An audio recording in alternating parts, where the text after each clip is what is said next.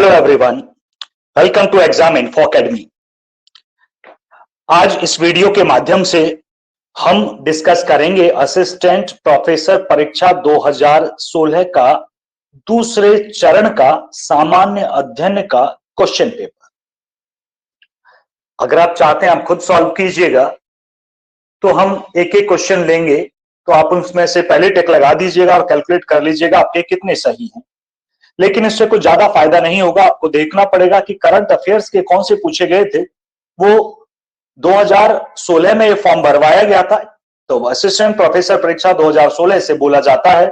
लेकिन ये हुई कब थी? ये हुई थी दूसरे चरण की 5 जनवरी 2019 में ये हुई थी। तो करंट अफेयर्स चूंकि जनवरी में थी तो 18 के पूछे गए थे, 2018 के करंट अफेयर्स थे, तो उन्हें हटा के आप सॉल्व कर सकते हैं, क्योंकि अब जो पूछे जाएंगे वो 2022 के करंट अफेयर्स होंगे। अगर इस साल के लास्ट में एग्जाम होता है तो, या फिर नेक्स्ट ईयर के स्टार्टिंग में होता है तो भी, तो ये याद रखिएगा। तो करंट अफेयर्स को छोड़कर आप सॉल्व कर सकते हैं, कितने में से कितने सही है आप निकाल सकते हैं। चलिए स्टार्ट करते हैं, आपको ये आइडिया हो जाएगा किस टाइप के क्वेश्चंस होते हैं, किस पार्ट में से कितने क्वेश्चंस लगभग आते हैं। चलिए पहले क्वेश्चन पर हम चलते हैं। पहला क्वेश्चन है, आप देख पा रहे हैं स्क्रीन पर, यह वर्ष 2018, इसका मतलब करंट अफेयर का है। में कारोबार सुगमता सूची में कौन सा भारतीय राज्य सर्वोपरि है? मतलब 2018 के हिसाब से हम बात करेंगे, या ये कहें कि आयोग ने जिसको आंसर को टिक किया था, सही किया था, उसे हम आपको बताएंगे। तो ये था आंध्र प्रदेश, सी ऑप्शन। ठीक है जी, तो आंध्र प्रदेश। अगले पर क्वेश्चन पर चलते हैं, क्वेश्चन नंबर सेकंड पर।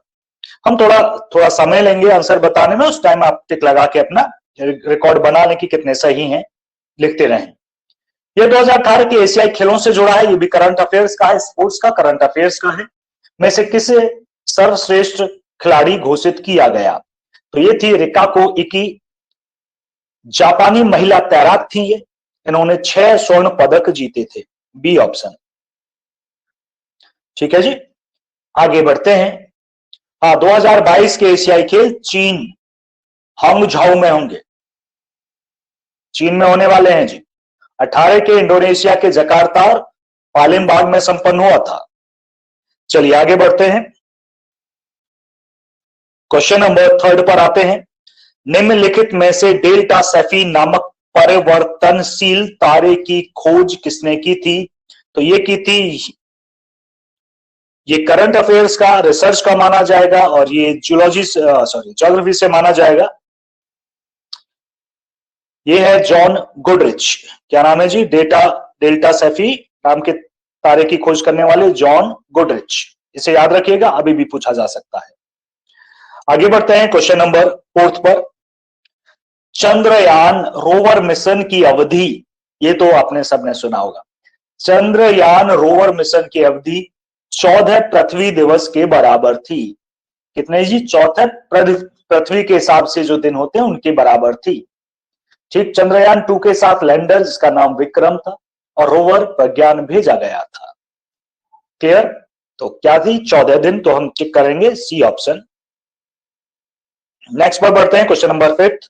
फ्रीडम एंड एग्जाइल आत्मकथा है, फ्रीडम एंड एग्जाइल आत्मकथा है जी दलाई लामा की। मैं थोड़ा दलाई लामा की और पुस्तकों के बारे में यहां बताना चाहूंगा। फ्रीडम एंड एग्जाइल तो दलाई लामा की आत्मकथा है, लेकिन ये दूसरी पुस्तक है दलाई लामा की आत्मकथा की ही बात कर रहा हूं। पहली पुस्तक का नाम है my land and my people. Dalai Lama की कुछ अन्य पुस्तकें भी हैं, लेकिन आत्मकथा है, पहली आत्मकथा थी माई लैंड एंड माई पीपल और दूसरी तो फ्रीडम एंड एग्जाइल। ठीक है जी, कुछ और पुस्तकें हैं जिन्हें मैं ये नहीं कह रहा कि ये भी आत्मकथा है, लेकिन पुस्तकें और है, जिसे बियॉन्ड रिलीजन भी है, द पाथ टू एनलाइटनमेंट भी है। महात्मा गांधी की तो आप जानते हैं आत्मकथा का नाम है माई एक्सपेरिमेंट्स विद ट्रुथ। चलिए हम आगे बढ़ते हैं। बच्चों को पढ़ाने की कला एवं विज्ञान को कहते हैं जी पेडागॉजी कहते हैं। ये तो वेल नोन है, कई बार पूछा गया है, इससे पहले वाले 2014 में भी पूछा गया था। तो क्वेश्चन रिपीट होते हैं, इससे पता चलता है। क्वेश्चन नंबर 7 पे आते हैं। प्राथमिक समंकों में सम्मिलित नहीं होती हैं, तो ये पुस्तकें सम्मिलित नहीं होती हैं, डी ऑप्शन। आगे है नेशनल इंस्टीट्यूट रैंकिंग फ्रेमवर्क किसके द्वारा जारी किया जाता है? तो ये जारी किया जाता है एचआरडी मिनिस्ट्री, मतलब मानव संसाधन एवं विकास मंत्रालय। आगे बढ़ते हैं, क्वेश्चन नंबर 9, विश्वविद्यालय अनुदान आयोग अधिनियम किस वर्ष पारित किया गया था? अब की बार एग्जैक्ट क्वेश्चन पूछा है, 2014 में भी 2 सेट में क्वेश्चन पूछा गया था। तो ये था 1956 में पारित किया गया था। हालांकि यूजीसी विश्वविद्यालय अनुदान आयोग 1953 में स्टैब्लिश कर दिया गया था, लेकिन जो कानून पारित हुआ 1956, तो मेनली 1956 ही बोला जाता है। क्वेश्चन नंबर 10 में आते हैं, निम्नलिखित में से कौन सांख्यिकी विश्लेषण हेतु एक उपकरण है? That is called MATLAB. Matrix आधारित प्रोग्राम है ये। अगले पर चलते हैं, क्वेश्चन नंबर 11, एक वेबसाइट से दूसरे पर विचरण को कहते हैं।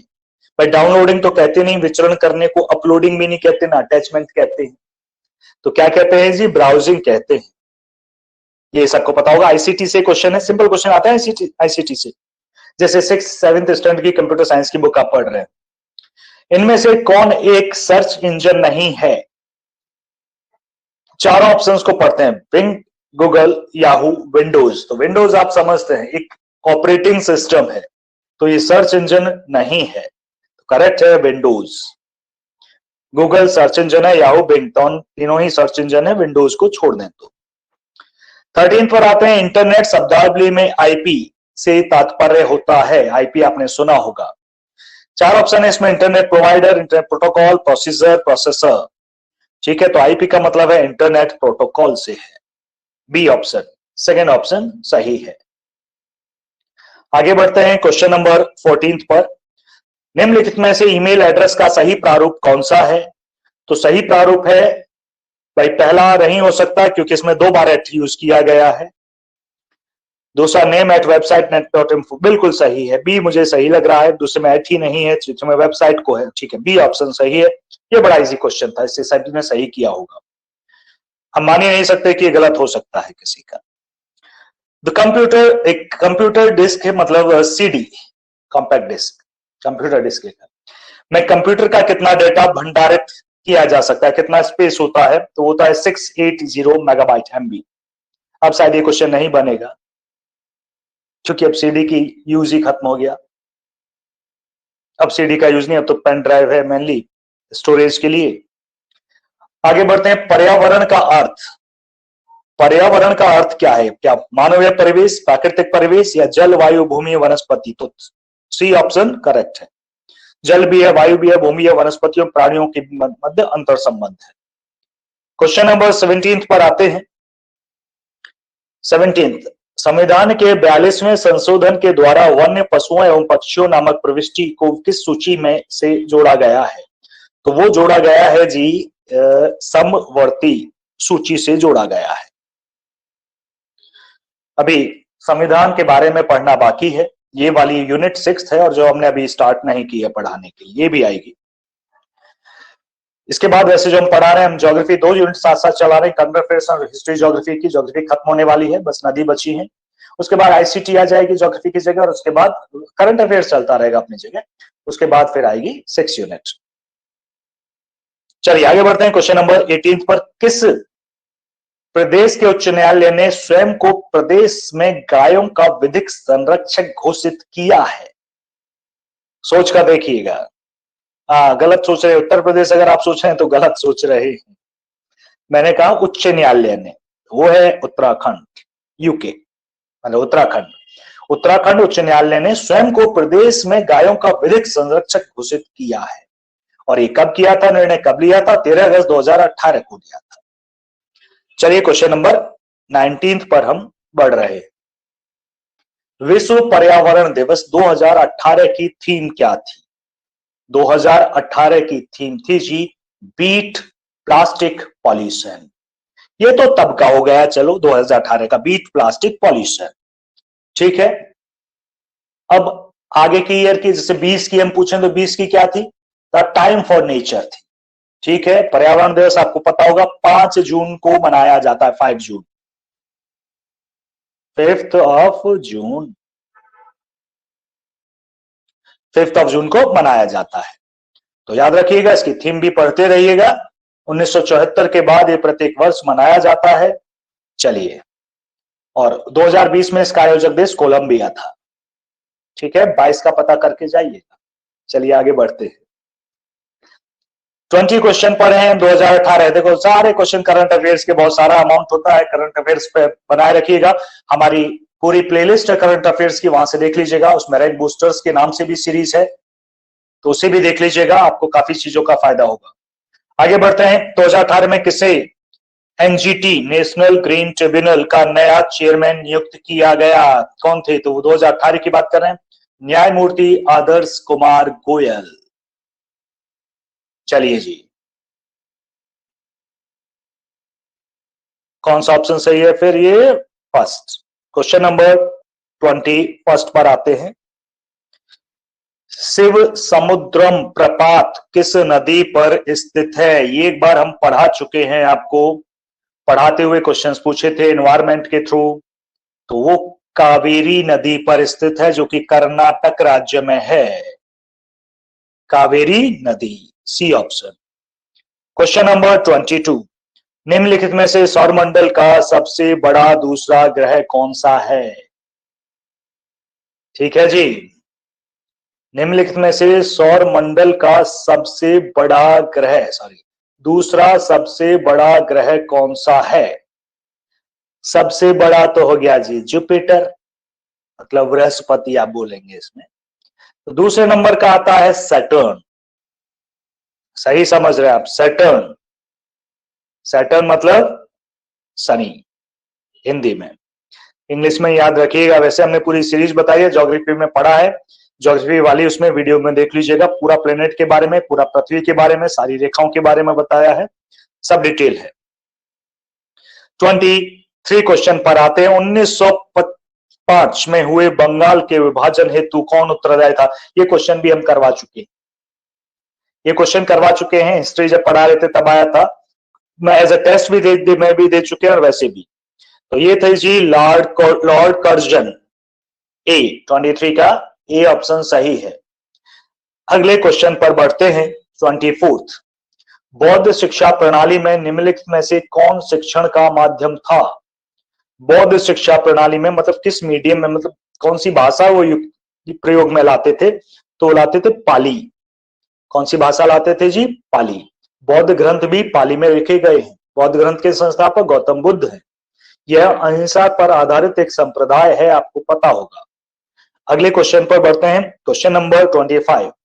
राजा राममोहन राय ने अपनी पुस्तक अकेश्वरवादियों को उपहार, अकेश्वरवादियों को उपहार ये बोलेंगे, किस भाषा में लिखी थी? तो राजा राममोहन राय ने अपनी पुस्तक, ये जो एकेश्वरवादियों का उपहार, ये लिखी थी फारसी भाषा में। किसमें लिखी थी जी? फारसी। राजा राममोहन राय के बारे में एक समाज सुधारक आप इन्हें बुला सकते हैं। सती प्रथा को बंद करने में इनका काफी योगदान रहा, ये आप जानते होंगे, पढ़ा होगा आपने। 26 बलवंत राय। अरे वाह, ये तो डायलॉग हो गया, बलवंत राय। चलिए, बलवंत राय मेहता समिति संबंधित है, तो किससे संबंधित है? ये पंचायती राज से संबंधित है। तो आप 26 के सी को टिक लगाइएगा। 27 वर्ष 2011 की जनगणना के अनुसार दूसरा सर्वाधिक जन घनत्व वाला राज्य कौन सा है? दूसरा, ठीक है जी, जन घनत्व वाला। पहला कौन सा है? पहला ही पता चलिए पहले। 2011 की जनसंख्या के अनुसार ज्यादा घनत्व वाले, समझना, सघन मतलब ज्यादा भीड़ वाले, जिसमें ज्यादा व्यक्ति रहते हैं वर्ग किलोमीटर में। तो नंबर 1 पर बिहार आता है, दूसरे पर पश्चिम बंगाल आता है, तीसरे पर केरल और चौथे पर उत्तर प्रदेश और पांचवें पर हरियाणा है। ये मैं पूरे स्टेट की बात कर रहा हूं, किसी सिटी की बात नहीं कर रहा हूं। तो नंबर 1 पर बिहार, दूसरे पर पश्चिम बंगाल, तीसरे पर केरल, चौथे पर हमारा उत्तर प्रदेश है। तो इसमें दूसरा पूछा है, दूसरा सर्वाधिक, तो वो असर जाएगा पश्चिम बंगाल, वेस्ट बंगाल। फर्स्ट पूछा होता तो बिहार और चौथा पूछा होता तो उत्तर प्रदेश। 28 पर हैं हम। राष्ट्रपति द्वारा राज्यसभा के लिए समझिएगा, ये क्वेश्चन सिविक्स से आप बुला सकते हैं इसे। राष्ट्रपति द्वारा राज्यसभा के लिए कितने सदस्य मनोनीत किए जाते हैं? ठीक है जी, तो ये संविधान के अनुच्छेद 80 के अंतर्गत किए जाते हैं और 12 सदस्यों को मनोनीत कर सकते हैं राष्ट्रपति। तो आंसर है 12, मतलब ए ऑप्शन सही है। क्वेश्चन नंबर 29, किसान क्रेडिट कार्ड योजना किस वर्ष में प्रारंभ की गई थी? सारे वर्ष 90s के हैं, पास के 5, 6, 7, 8, 95, 96, 97, 98। तो करेक्ट ऑप्शन है जी 98 में ये प्रारंभ की गई थी। ये जरूर मुश्किल क्वेश्चन था क्योंकि किसी टॉपिक में नहीं आएगा, ये आपको सामान्य तौर पर जानकारी। क्वेश्चन नंबर 30 पर हम चलते हैं। भारतीय संविधान के अंतर्गत संघ की कार्यकारी शक्तियां कौन धारण करता है? तो वो करता है भारतीय संविधान के हिसाब से राष्ट्रपति। ये अनुच्छेद 53 के अंतर्गत है, तो राष्ट्रपति, बी ऑप्शन करेक्ट है। तो ये थे हमारे क्वेश्चंस। अब देख लीजिएगा 30 क्वेश्चन से 2016 में फॉर्म भरवाया था, ये एग्जाम 2019 में हुआ, जनवरी में हुआ। आप चेक करिए, करंट अफेयर्स को हटा दीजिए चाहे तो 2018 के, क्योंकि आपको करंट में चाहिए। तो फिर देखिए कितने आपके क्वेश्चन सही हैं, किस एरिया से पूछे गए हैं, क्या आप कैपेबल हैं, आप क्या सामान्य तौर पर आपको याद है, ये सारी चीजें देख लीजिएगा और बने रहिएगा हमारे साथ। धन्यवाद।